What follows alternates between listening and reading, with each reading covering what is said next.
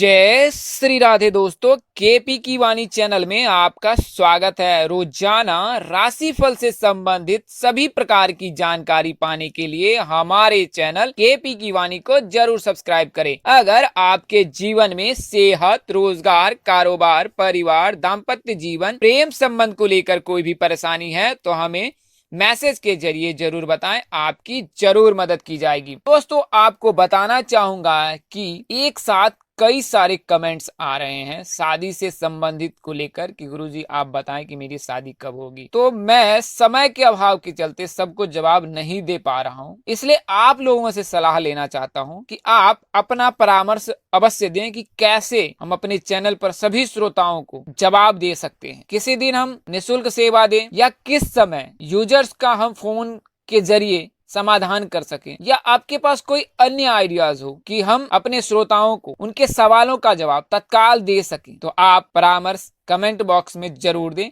जो भी श्रोता या जातक के कमेंट्स अथवा सलाह परामर्श मुझे बेहद पसंद आएगा, उनका नाम मैं अपने नए वीडियोज में जरूर लूंगा और उनके सलाह और परामर्श का पालन किया जाएगा। तो आप सभी जातकों से हाथ जोड़कर विनम्र विनती है कि आप अपना कीमती वक्त देकर यह सलाह अथवा परामर्श अवश्य दें कि कैसे हम अपने श्रोताओं को उनके सवालों का जवाब दे सकें, ताकि किसी को भी कोई असुविधा ना हो। अगर आप अपनी शादी के बारे में जानना चाहते हैं कि आपकी शादी कब और किससे होगी, कैसा रहेगा आपका जीवन साथी, शादी कितनी दूरी पर होगी, जल्दी शादी के लिए क्या करें, तो इसके लिए आप अपना नाम, शहर का नाम, जन्मदिन और जन्म समय बताएं, आपकी जरूर मदद की जाएगी। जैसा कि अन्य वीडियोज में भी बताया जाता है कि इन जानकारी को देने से हम आपको शादी से संबंधित जानकारी देते हैं, किंतु समय के अभाव के चलते हम आपको जवाब देने में असमर्थ हैं। इसके लिए हाथ जोड़कर क्षमा प्रार्थी हूं। अगर आप लव मैरिज को लेकर भविष्यवाणी पाना चाहते हैं तो अपना और अपने पार्टनर का पूरा विवरण कमेंट बॉक्स में दें, हम आपको जल्द से जल्द पूरी जानकारी देंगे। अगर रिप्लाई करने में देरी होती है तो आप निराश बिल्कुल ना हो, क्योंकि आपको जवाब जरूर दिया जाएगा। क्योंकि अगर आपकी कुंडली बनी होती तो हम निःशुल्क जानकारी देते हैं, अगर हम लोग कुंडली बनाकर जानकारी देते हैं तो उसके लिए मामूली फीस लेते हैं, जो कि गुरु दक्षिणा होता है, या आप उसे मेहनताना कह सकते हैं। तो इसके लिए आप 8521835670 पर संपर्क कर सकते हैं। नंबर एक बार और दोहरा देता हूं, 8521835670। इस नंबर पर आप कॉल अथवा मैसेज कर सकते हैं। दोस्तों, कई सारे जातक हैं जिनकी उम्र 30 वर्ष या उससे अधिक हो चुकी है और वे काफी परेशान रहते हैं, चिंतित रहते हैं शादी को लेकर। सभी के सवाल कमेंट बॉक्स में आते हैं, सभी को जवाब कुंडली देख कर देना बहुत ही मुश्किल होता है। इसके लिए मैं आज एक ऐसा वीडियो लेकर आया हूं जिससे आप जान सकते हैं और खुद से उन चीजों को समझ सकते हैं कि कैसे आपकी शादी में देरी हो रही है। तो आइए जानते हैं। तो जैसा कि अन्य वीडियोज में भी बताया गया है कि शादी की गणना कुंडली के सप्तम भाव से की जाती है। अगर सप्तम भाव में कोई अशुभ ग्रह है तो शादी देर से होती है, शुभ ग्रह है तो शीघ्र शादी हो जाती है। अशुभ ग्रह मंगल, शनि, राहु, केतु को कहा जाता है। शुभ ग्रह बुध, गुरु, शुक्र और रवि, चंद्र को कहा जाता है। इनके रहने से शादी जल्द होती है, अशुभ ग्रह के रहने से शादी में देरी होती है। तो जिन जातकों की उम्र 30 वर्ष हो चुकी है तो उनकी कुंडली में क्या दोष हो सकते हैं, बिना कुंडली देखे भी यह जान सकते हैं। तो आइए बारी बारी से जानते हैं। ज्योतिष के अनुसार माना जाता है कि व्यक्ति की वैवाहिक जिंदगी ग्रहों से प्रभावित होती है। अगर ग्रह ठीक ना हो तो शादी होने में समस्याएं आती हैं, अगर शादी हो भी गए तो रिश्ते में समस्याएं आती रहती है। आइए जानते हैं कि वे कौन से ग्रह जो आपके वैवाहिक जीवन को प्रभावित करते हैं और उनसे बचने के उपाय क्या हो सकते हैं। तो सबसे पहले बात करते हैं हम शनि की। शनि को अशुभ ग्रह माना गया है। हालांकि शनिदेव न्याय के देवता हैं, किंतु व्यक्ति के कर्म अनुसार या पिछले जन्मों के कर्मों अनुसार फल उन्हें मिलता है। उन्हीं फलों के अनुसार शनि देव उन्हें दंड देते हैं। तो शनि के रहने पर शादी में कितनी देरी होती है और कैसे शादी होती है और क्यों नहीं शादी होती है, इन तमाम तरह के बारे में जानकारी पाते हैं। तो शनि अगर किसी जातक की कुंडली के सप्तम भाव में है या उनकी दृष्टि बनी है तो विवाह 30 वर्ष के बाद ही होती है या 30 वर्ष तक होती है। अगर किसी जातक की शादी 30 वर्ष से पहले होती है तो वह गुरु कारक माना जाता है कि गुरु मजबूत होता है। तो वैवाहिक जीवन के टूटने में सबसे बड़ी भूमिका शनि ही निभाता है। अगर शनि का संबंध विवाह भाव या इसके ग्रह से हो तो विवाह भंग होता ही है। शनि अगर विवाह भंग करने का कारण हो तो इसके पीछे घर के लोग जिम्मेदार माने जाते हैं। अगर शनि की वजह से वैवाहिक जीवन में समस्या आ रही है तो शिव जी को नित्य प्रातः जल चढ़ाएं, इससे शनि की बाधा दूर हो जाती है। साथ ही हर शनिवार को लोहे के बर्तन में सरसों के तेल का दान करें तो यह बेहद ही शुभ माना जाता है और से शनि के दोष दूर हो जाते हैं। मंगल यानी कि मांगलिक ग्रह, मांगलिक दोष।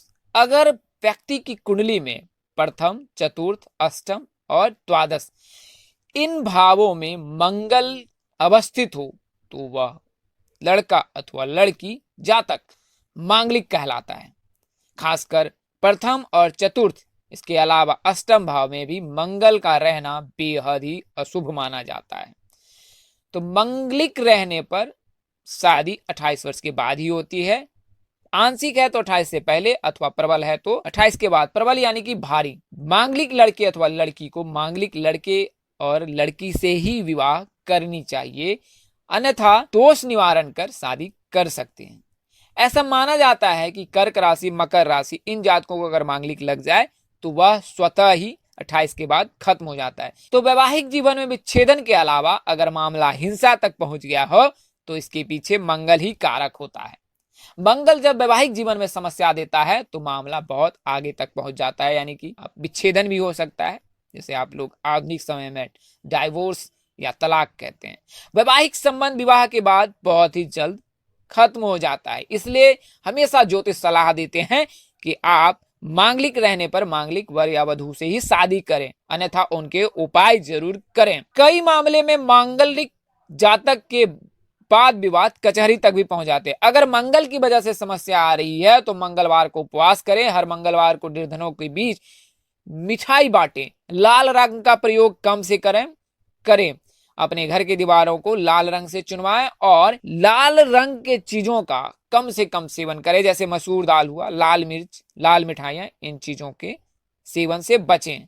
राहु केतु, तो राहु के रहने पर शादी 27 वर्ष के बाद हो जाती है, किंतु केतु के रहने पर शादी 30 वर्ष के बाद ही होती है। विवाह के मामलों में शक और वहम जैसी चीजों को पैदा करना राहु केतु का काम है। जैसा कि आप सब पहले भी जानते हैं कि राहु केतु के रहने के कारण ही चंद्र ग्रहण और सूर्य ग्रहण लगता है। अगर राहु केतु विवाह संबंधों में बाधा देते हैं तो ये वजह शक पैदा होता है और कभी कभी जीवन साथी दूसरे को छोड़कर दूर चला जाता है, यानी कि उनके बीच तलाक हो जाता है, विच्छेदन हो जाता है या उसे डाइवोर्स कहा जाते हैं। इसमें वैवाहिक जीवन रहने के बावजूद जीवन भर अलगाव झेलना पड़ता। क्या करें? तो जैसा कि आपको बताया गया है कि केतु के रहने पर गुप्त शत्रुओं द्वारा शादी में विघ्न आता है और राहु के रहने पर शादी 27 वर्ष के बाद होती है। भगवान विष्णु की उपासना करें, जल में कुश डालकर स्नान करें।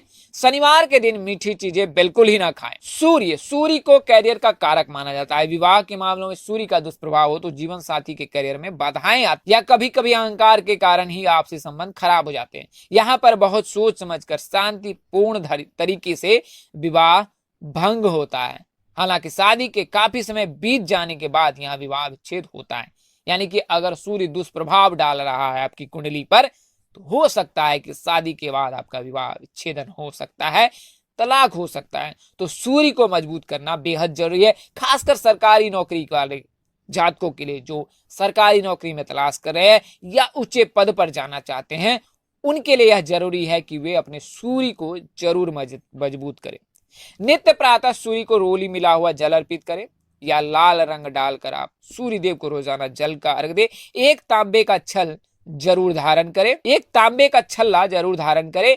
गुलाबी रंग के वस्त्र धारण करना भी शुभ परिणाम देता है। बृहस्पति यानी कि गुरु, तो लड़कियों के शादी के कारक गुरु माने जाते हैं। अगर गुरु मजबूत हो तो शादी शीघ्र हो जाती है, अगर गुरु मजबूत ना हो तो शादी में बहुत देरी होती है। तो अविवाहित जातकों के लड़कियों के लिए सलाह दी जाती है कि आप गुरुवार का व्रत जरूर करें। इससे न केवल योग्य पुत्र की प्राप्ति होती है, योग्य वर की प्राप्ति होती है, बल्कि शीघ्र शादी भी होती है। अगर सप्तम भाव के स्वामी पर इसकी दृष्टि हो तो विवाह की बाधा स्वतः समाप्त हो जाती है। लग्न में बैठा हुआ गुरु सर्वाधिक शक्तिशाली होता है और समस्त बाधाओं को नाश कर देता है। परंतु अगर गुरु सप्तम भाव में हो तो कभी कभी व्यक्ति अविवाहित भी रह जाता है। अगर बृहस्पति गुरु अनुकूल हो तो पीली चीजों का दान कभी भी ना करें, यानी कि गुरु अगर मजबूत हो तो पीली चीज का दान कभी भी ना करें। अगर गुरु खराब हो तो केले का दान करें, यह सर्वोत्तम माना जाता है। तो लड़कियां हमेशा केले का दान अवश्य करें। अगर गुरु के कारण विवाह न हो पा रहा हो तो विद्या का दान श्रेष्ठ कर माना जाता है।